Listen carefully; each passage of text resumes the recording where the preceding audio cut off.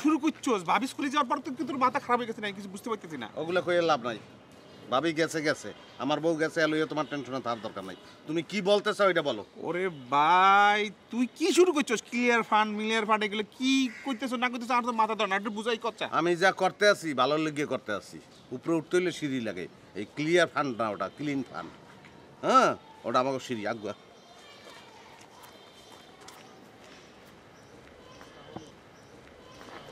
কি রে বাবা? কি তোর সমস্যা কি? কোন সমস্যা? সমস্যা কোন? তুই যে পিলে আটতেছে তো হইবে না তো।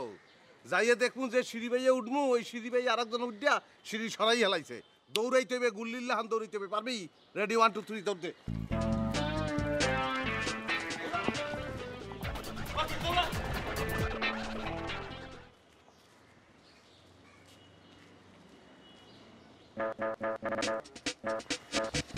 দৌড় 1 2 3 দৌড়।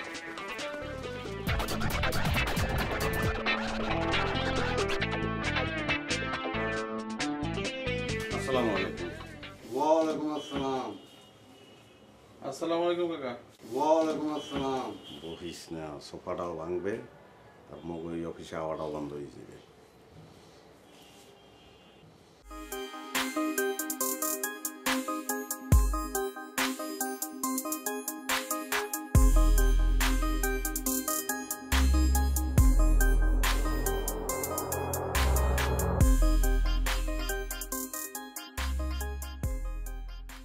তোমার তো প্রতিদিন এইভাবে 4-5 ঘন্টা দাঁড়াই থাকা উচিত।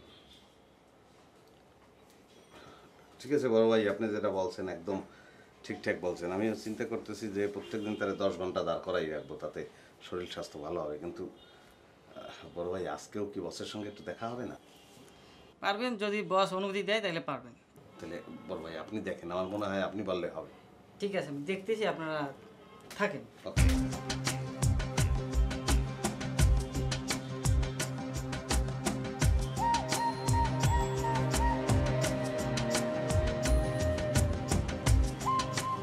আসেন, বস ডাকছে।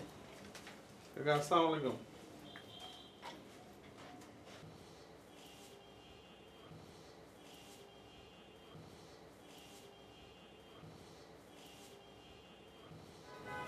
কি কয়দিন ধরে দেখতেছি অফিসের মধ্যে ঘোরাঘুরি চলতেছে, বিষয়টা কি? জি স্যার, আসলে ওই আপনার সঙ্গেই কিছু কথা আছে এই জন্য স্যার। আমি তো যে ব্যস্ত থাকি। আচ্ছা ধরো তুমি একজন পাইলট, নিউ ইয়র্ক সিটির থেকে শিকাগো যেতেছ।